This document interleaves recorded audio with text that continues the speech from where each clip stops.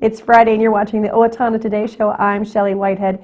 We could not do our show without those people who make it possible, and that's what we want to do right now is thank those people who have helped us out. We're going to start off with our premier supporters: City of Owatonna, Express Employment Professionals, Mayo Clinic Health System Owatonna, Owatonna Public Utilities, Safe and Drug-Free Coalition of Steele County, United Way of Steele County. Thank you to them for all of their support. Of course, we have our primary supporters. That's the Amy Swain Hearing Centers, Little Theater of Owatonna, Owatonna Care Center, and Steele County Environmental Services. A big thank you to them as well. And of course, there are our interlude supporters from Abraham Consulting Technologies, A+, Sew and Vac, Brenda Bednar Mortgage, Glenn Meager and Tim Thomas of the Brick Meager Funeral Home and Medford Funeral Home, Brookdale Senior Living, Sterling House and Clare Bridge of Owatonna, Carlson, Branstad and Company CPAs, ER Gillespie Real Estate, Fairview Animal Medical Center. We have the Horizon Eye Care Professionals, Clancher and Son Landscaping and Concrete, Napa Auto Service, Owatonna Business Incubator, Pizza Ranch of Owatonna, Profinium Financial, R&K Electric, Snap Fitness, Steele County Historical Society, the Third Hand Incorporated Video Productions, and TPS Insurance. They have all made this program possible. And we hope you will support these fine Owatonna businesses and individuals as they support our show. Please say thanks to them when you see them and tell them you've heard their name on our show. We're always looking for more supporters, and if you'd like to be one of them, please contact Leanne Alt at 390-5751. And private individuals can contribute to the show as well. So if you do enjoy this and would like to see it to continue, please consider sending some support to the Owatonna Today Show. You can mail your contributions to Owatonna Today, 1130 North Elm Avenue in Owatonna, 55060. We're going to be back in just a minute with Amy Swain. She's going to talk to us a little bit about hearing aids, also another candidate section. That's all coming up here on the Owatonna Today Show. I'm Dan Branstad of Carlson Branstad and Company, Certified Public Accountants. We support the Owatonna Today Show. Owatonna Public Utilities, real people, real reliable, real progress. Making life a little easier day after day, taking pride in our community, listening to what you say, a voice you can talk to. We're growing with you in mind in everything we do. Owatonna Public Utilities. Hi, this is Laura Ressler greeting you from the Steele County Historical Society's History Center, where we're honoring the past and looking towards the future. We're proud to be a sponsor of the Owatonna Today Show. Hi, I'm Sandy Hardy-Hagan, and I play Jerry Neal. And I'm Vedette Ostermeyer, and I play Bernadette in LTO's current production of The Dixie Swim Club, directed by Larry Ostermeyer. Performances of the Dixie Swim Club will be held Friday and Saturday, October 5th and 6th at 7:30 p.m., with the matinee on Sunday, October 7th at 2 p.m. And again the following Thursday through Saturday, October 11th, 12th, and 13th at 7:30 p.m. Tickets are available at the LTO box office by calling 451-0764. Don't miss LTO's production of The Dixie Swim Club. And we're back with Amy Swain from the Amy Swain Hearing Centers. Hello. Hello. How are you? I'm doing good. Are you? I complimented her on her shirt. It's so beautiful, so fall. Yes, I dressed to match the decor in here. Are you a big fan of fall? I love fall. Yeah. Yeah. I love the leaves and I don't know. It's my favorite. I could just live in fall. I don't know. Is there any place that is fall all year round? I don't think so. That's sad. I wish there was, because I love it. Yeah. We're going to talk today about, of course, you're with the hearing centers, and so your goal is to make people be able to hear healthfully. Making up words now. Yes. So what I want to do is talk to you today about, you have some specific hearing aids with us, and you're going to talk to us about what hearing aid would be appropriate for who and that kind of thing. Right. There's a lot of advertising out there for hearing aids right now, and people come into my office and are constantly saying, oh, my friend got these hearing aids that are $8,000, which in my opinion is too high. If you're spending that much, that's too much. But really what it boils down to, what do you need? It's like going out and buying a car. You could maybe get by with the smart car, or the simpler types of cars that aren't so expensive, more affordable. Or if you really want the luxury thing, you can get the luxury thing. So it's the same thing with hearing aids. What you really want to kind of look for is your lifestyle and what your needs are. In other words, what I've got over here, and this just kind of simplifies everything. I don't know if Leanne can zoom in on this for me. It's just a little picture type mode that shows all the different levels of technology in a hearing aid.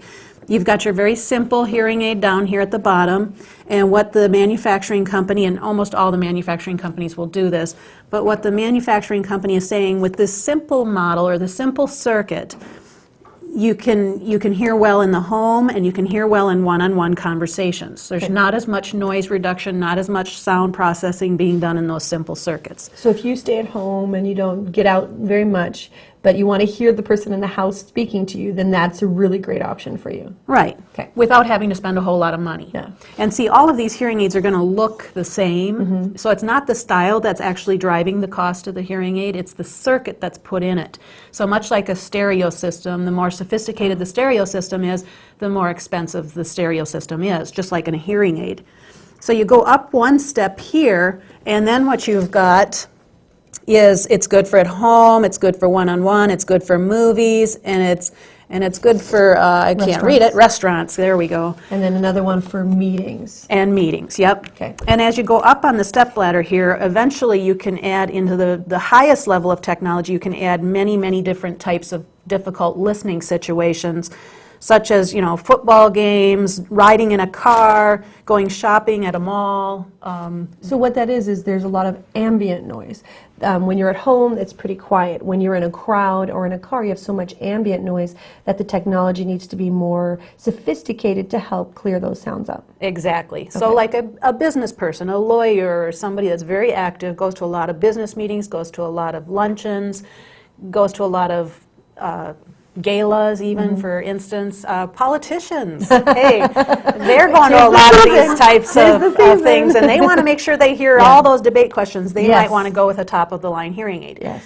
Of course, it isn't always, yes, okay, I'm very, very busy here, but you also have to look at your own economic status and determine, because, the second step down is a little more affordable, but doesn't have all of the listening options Well, here. let's talk about that really quickly then. So let's say you go with this second step down, and so when you are in a mall or a car or a crowd situation, how do you adjust if your hearing aid isn't quite helping you as much as a higher expensive one could?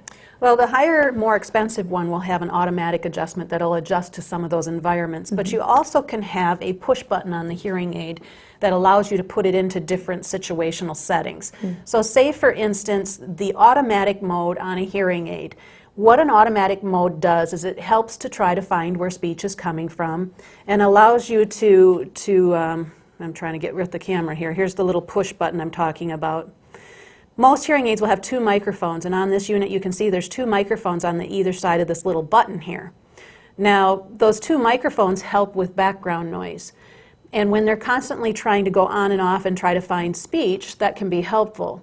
But then you get into a restaurant like Applebee's, and there's a group of people behind you having a conversation that you really don't want to hear, and they're interfering with the conversation you have with the person that's at the table with you. What you want to be able to do is push off the button and stop the automatic mode and put it into a directional mode that allows you to hear across the table but not so much from behind. Okay, because what this is doing is amplifying sounds all around you. Right. And so if you don't want to focus on the sound behind you, you can change that to be more amplified in front of you. Yep. Okay. So it's just like taking a microphone, like Okay. say this is my microphone and I'm talking and you can hear my whole voice and stuff, but you really don't want to hear me as much, you just aim it away from me. Okay. And that's what those two microphones can do for us. And so this is something you could get in a lower down model. Yep. Okay. Very simple, very... So you do the work that in the more expensive model that the model would do for you. Right. Okay. And that's another misconception. A lot of people think, gee, if I get a real fancy one and it's got all these programs in it, it's got all these automated things,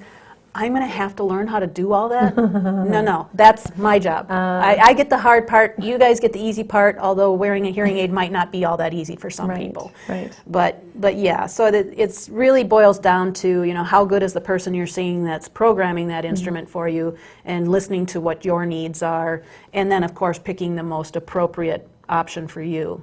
See, that's what I think is so impressive and important about your job, is that you don't just give them a hearing aid and kick them out the door. You adjust it constantly for them. They can come back to you and say, this isn't working for me in this situation, or I need them a little bit more help over here, and you're able to take that technology that you know and your education and help their hearing be better and more active. It makes them actually a little bit more, it's so funny, someone who can hear better is more active and involved in what's going on around them. I've had lots of people come into the office. They don't really seem to have a sense of humor. They don't talk about things. They don't tell me anything. And then they put that hearing aid on, and they're the most talkative person ever. In fact, I had one gentleman who had such a severe hearing loss and came with his family. And when they said it was time to go, he goes, yeah, but I like it here. I can hear what's going on. And they're like, you don't understand. You get to take the hearing aids with you.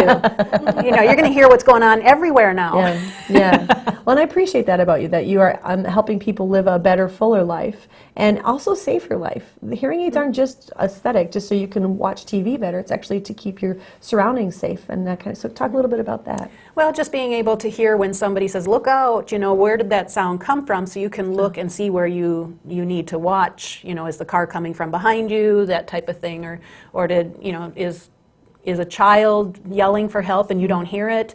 It's possible that somebody comes into your home and you don't hear them come in. A lot of people say, if I'm all by myself, there's no reason for me to wear a hearing aid. Well, there is. You want to be able to hear when you have company come and they knock on the door. You want to hear the phone ring, and you want to hear if somebody's coming into your home that's uninvited, too. Exactly. So people have questions about what hearing aid would work best for them. Contact you. Contact me, and in fact, next week I am having an open house where they can come in and talk to a factory representative.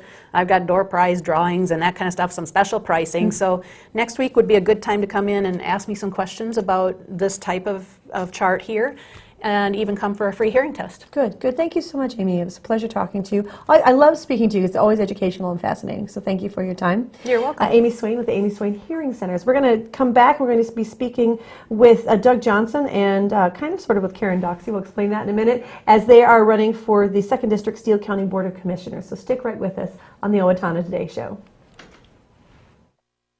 Hi, this is Barry Gillespie, president of ERA Gillespie Real Estate, where our pledge is to save you money, save you time, and simplify your life. And we're proud supporters of the Owatonna Today Show. Hi, Ann Plaskanko here from Senior Place. Senior Place has new hours. Mondays and Fridays we're open 8 a.m. to 4 p.m. Tuesdays, Wednesdays, and Thursdays from 8 a.m. to 8 p.m. Participate in Zumba Gold, Bike Club, table tennis, computer classes, speakers, and much more. Don't forget the Senior Place Partnership Program with 39 businesses giving discounts and incentives with your Senior Place membership card. Membership is only $35 for the year, which comes to just $3 a month to be a member. Consider joining us today. Mayo Clinic Health System in Owatonna invites you to the 10th Annual Women's Health Day. Celebrate the woman within. Saturday, October 13th from 7:45 a.m. to 1 p.m. at the Holiday Inn and Suites. Listen to Dr. Matthew Camp, plastic surgeon on the Total You. Learn from Ashley Noble about healthy diets throughout a woman's life. Wrap up with Renee Rongan, motivational speaker, and learn about the fundamentals of a female. Tickets are $5 each and will be on sale starting September 10th at the clinic on 26th Street. Thank you. Do you know how to safely dispose of your expired or unused prescription and non-prescription medications? Not by flushing them down the toilet or putting them in the garbage. Doing so pollutes our rivers, streams, and drinking water supply. Take it to the box instead for safe, secure disposal. It's easy. Bring your unused medications in their original containers to the drop-off locations listed on the screen and drop them in the Take It to the Box drop box. Proper disposal of unwanted medications keeps them out of the hands of children and out of our environment. This is a message from the Safe and Drug-Free Coalition of Steele County. Hi, I'm Glenn Mager. And I'm Tim Thomas of the Brick Mager Funeral Home, and we're proud to serve the Medford and Owatonna areas with cremation and traditional funeral services. And we're proud to be a part of the Owatonna Today Show. And we're back with the Owatonna Today Show. As we have done throughout the weeks, we're going to be talking to some of the people who are running for office here in Owatonna area. And we enjoy that they are here because we get to learn a little bit more about them, what they're doing, what they're looking to do in the Owatonna area. But also gives you a chance to learn a little bit more about those you may be voting for. And so today we're going to be talking about the Steele County Board of Commissioners Second District. And we do have Doug Johnson here. Hello, Doug. Hi, how are you? I'm good. How are you? Great. Doug is the incumbent board member.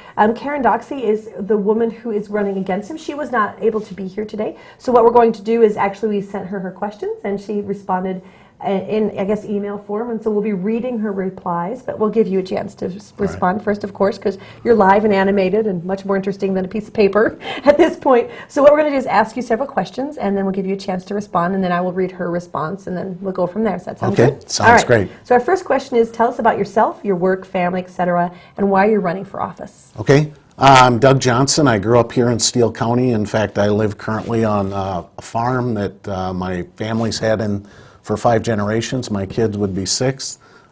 Really enjoy it in Steele County. I went away for 13 years to serve in the U.S. Navy and then decided to move back and raise my family here in Steele County. I'm a blossom before they became awesome. I enjoyed that, and my kids grew up as awesome blossoms, so in Blooming Prairie. Why I'm running for county commissioner, I guess I've been committed to serve.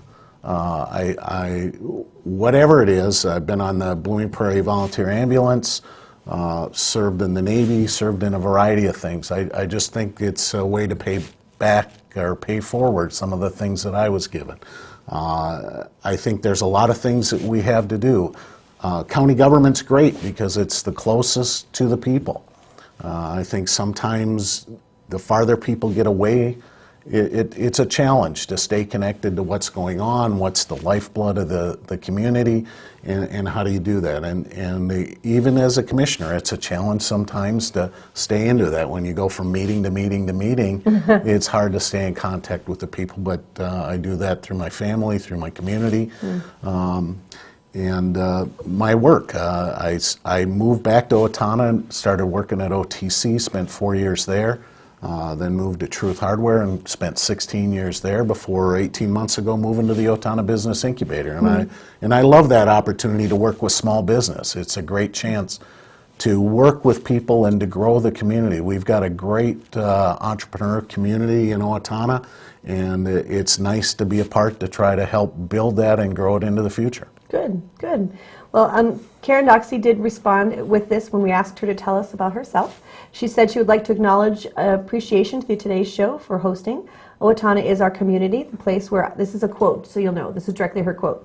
Owatonna is our community, the place where I enjoy living. I care about the residents of Steele County. This is where my husband works in insurance. Our son is now a student at the University of Minnesota. So that is her reply to that question.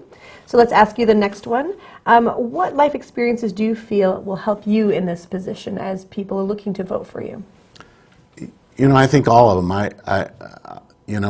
kind of had a motto that I grew up with, that I learned something from everybody. Some people I learned things I didn't want to do, and many were great mentors and taught me things. It's part of the reason I feel so attached to Blooming Prairie, that there are mentors that helped me grow there. And now in my business life, I've had mentors in the Owatonna community that have been really good to work with. Through the incubator, I found the things they talk about, serial entrepreneurs. And I think it's interesting, when you look at Owatonna, there are a lot of serial entrepreneurs that have done multiple things that have been great to do. And that's a positive thing. That's very positive. I know, I struggle when I heard the term. I watch way too much Criminal Minds, and it gives you a bad connotation of that serial. But a serial entrepreneur is great, and we need to engage them back into the community to take the young entrepreneurs and give them some guidance. They've learned all the hard things. The other part is, I've got a solid education background. I went to the U.S. Naval Academy, got an engineering degree, went on to be an engineer on submarines, so I learned a lot about nuclear power, and then I advanced to some management at Truth, had some training in that, and had a variety of life experience to build on that. I think those are all things that have helped me, and now I've got 10 years experience as a county commissioner.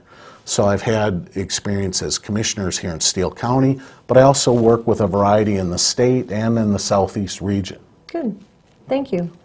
This is Karen's response to the question of what life experiences do you feel will help you in this position. She says, quote, I have worked in insurance as a claim adjuster for several years, handling other people's money. I also worked as a teacher with children and adults in public and private schools. Through these experiences, I'm able to rein in spending and make sound economic decisions. All right, so we're going to go on to the next one and ask you, Doug, what challenges do you feel Steele County is facing? What are your solutions to these challenges? Probably the biggest one is always the fiscal side. It's the one that seems to hit the taxes. Where are we at? Again, I think that's where we as public servants are challenged to be stewards of the money or the assets that we receive, and we've been working on that. I think one of the things that I'm very happy with Steele County and the board of directors is we've tried to be innovative in things that we've done. We just celebrated an anniversary of the South Country Health Alliance. That was a very innovative thing. We were a leader in the areas of working with county-based purchasing and trying to control costs in the community that the county is faced with.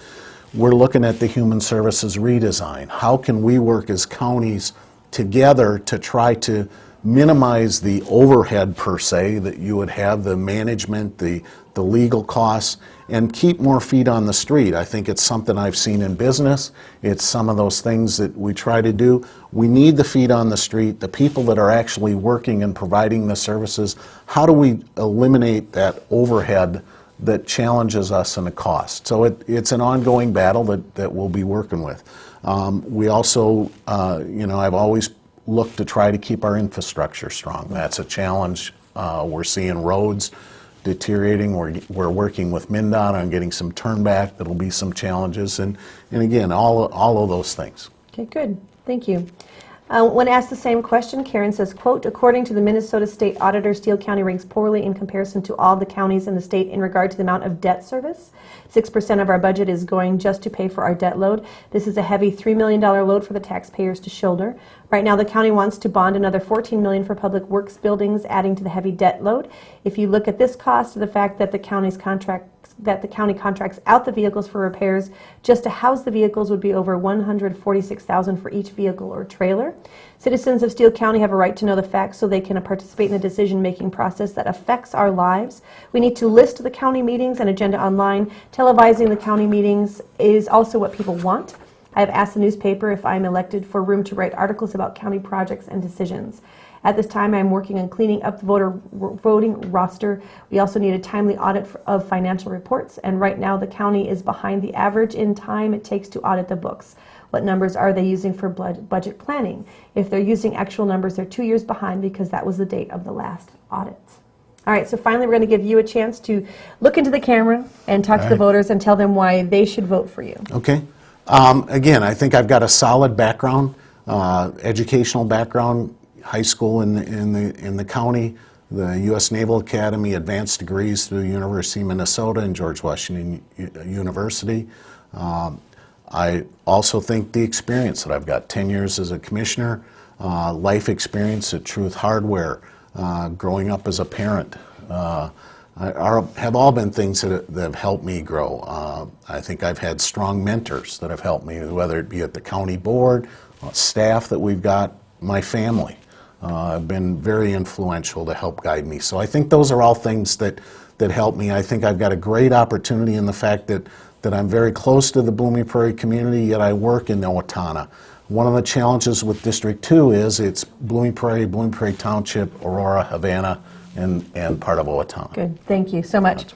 And again, this is a quote from Karen. She says, this is a 2-year term. It's meant to be a community service, not a lifetime career. It's time for someone else to get a chance to community service. Public information shows Doug Johnson is registered to vote using his wife's work address at the downtown Blooming Prairie office. He is also the chairperson using $18,000 in tax money every year to fund a private foundation that doesn't end benefit the taxpayer. This type of service, self-service, she says, needs to end. And she says if she's elected, she plans to rescind the last salary increase in payments for meetings that commissioners gave themselves. She's also in favor of term limits. In general, she says she wants to restore a sense of service and make sound economic decisions, knowing every decision affects the lives of people in Steele County. We want our community to be its best. And she says, thank you, Karen Doxey, District 2 candidate. And Leanne, do we have just a quick second? We do. She did mention some things here, and I wanted to know if you wanted to address those comments. Again, I don't think there's anything to that. Steele County Communities for a Lifetime is something I'm a chair for with the CODA Foundation. But again, I'm not going to talk about my candidate. This is about me. I think if you take a look at my record, you take a look at me, I don't think there's any other choice than myself. And you're always welcome to contact him and ask those questions directly. So we encourage you to do that. We'll be right back here on the Owatonna Today Show. Hi, I'm Molly Tichenal, manager and personal trainer at Snap Fitness, your 24-hour fitness solution. Snap Fitness is a proud sponsor of the Owatonna Today Show. Here at the Owatonna Care Center, we strive to create an atmosphere of community and family. We have many family members who are highly involved in the care of their loved ones and the activities and events that are put on at the facility. There are many opportunities each month for families and residents to gather together for meals and various activities. We feel that it's important to make our residents feel like they are at home, whether they reside here long-term or they're here visiting for a short stay. We welcome community members to stop in at any time to be part of our community. Hello, I'm Shawn McNulty with Brookdale Senior Living, Sterling House in Clarebridge, and we're a proud sponsor of the Owatonna Today Show. In 2011, United Way funded programs provided services to over 10,000 Owatonna residents. For the second consecutive year, the vast majority needed help to meet their most basic needs: food, clothing, housing, and safety. United Way of Steele County is able to sustain a safety net of direct services, prepare our children for the future, and provide seniors with support to age in place due to the generosity of our community. Please make a donation to United Way again this year. Our neighbors are counting on us, and we are counting on you. And we're back with the Owatonna Today Show. I am Shelley Whitehead. The Brookdale Senior Living Center says that as summer draws to a close, you can almost feel the excitement of fall in the air. And with another school year, another football season, another harvest, it is a very busy and exciting time of year. It can also be the most exhausting for your family member who may be a little bit older and maybe needs specialized care. Brookdale Senior Living is there to help. They have a short-term respite stay for your loved one. They can get all the services they need. And if you want more information, you can call the Brookdale Service Center. Don't forget, October 17th is the Domestic Terrorism and IED Recognition Awareness Bomb Making Materials Awareness. This is going to be presented by Mike Johnson, the Owatonna Fire Chief and Emergency Management Director. And this is an opportunity for you to learn a little bit about what's going on with improvised explosive devices and the chemicals that can be stolen or taken from businesses in large quantities, just to be aware of what those chemicals might be, so you can know what's going on. This is Wednesday, October 17th from 11:30 to noon. There is a lunch buffet, also from noon to 1. The lunch is $7. It is at the Elks Club. And if you would like more information, you can always contact the Steele County Safety Council at 507-475-2185 to find out more information. It's something that would be good for you. And thank you so much for joining us here on the Owatonna Today Show. I'm Shelley Whitehead. See you next week.